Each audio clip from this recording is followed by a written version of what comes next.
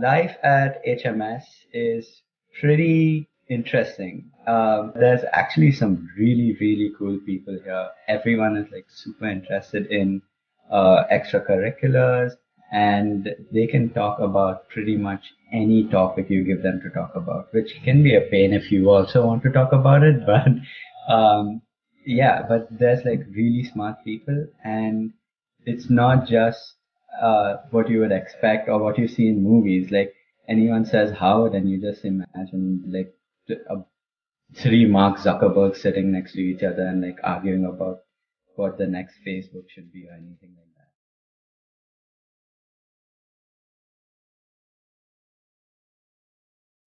that. Howard Medical School has one main on-campus housing, which is called Vanderbilt Hall. And if you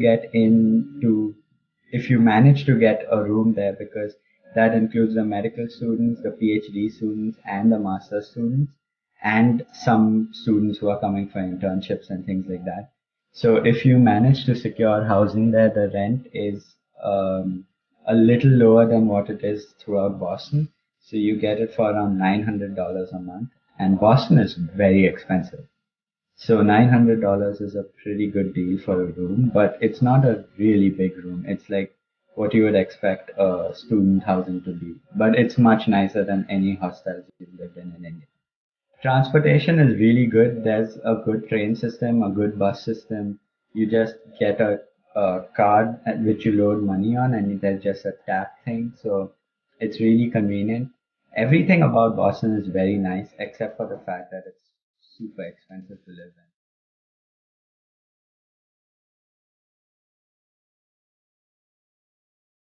in. Just there's a lot of groups on Facebook. There's Sulekha.com. You just go put in your requirements and that I want a roommate like this, non-smoker, doesn't party, no pets, blah blah blah, and people just contact you, and it's pretty easy to find roommates. Dealing with roommates, well, my roommate is my friend from undergrad, so I don't have too much of an issue with him. So I don't know if I'm equipped to talk about that.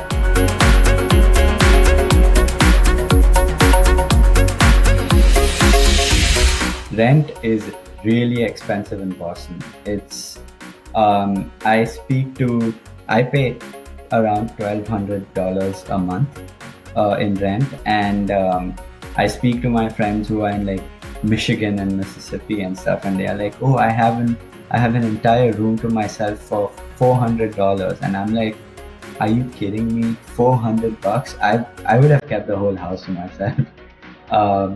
But Boston is really expensive, so that's one thing you need to be prepared for.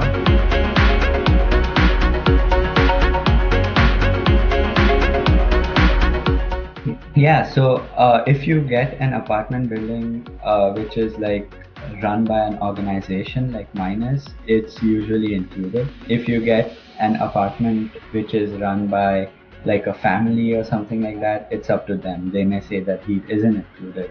So you pay for heat separately. And paying for heat separately is the worst thing you can do.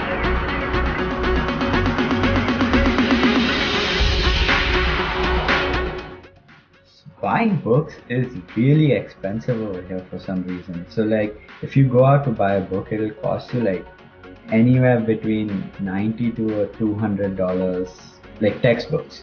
I'm talking about. Notebooks are cheap. You can get them for like less than $1, but textbooks are really expensive. Um, so for me, I got some textbooks that I thought would be useful from India, and I just needed a couple more books over here, which my uncle provided me with. So that kind of worked out for me. But if you are buying textbooks, it's going to be expensive.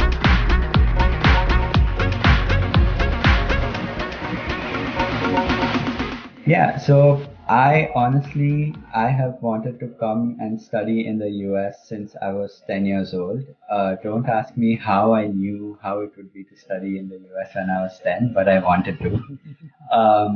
So I had also come here in 2010, to visit some family and things like that, and just for tourism.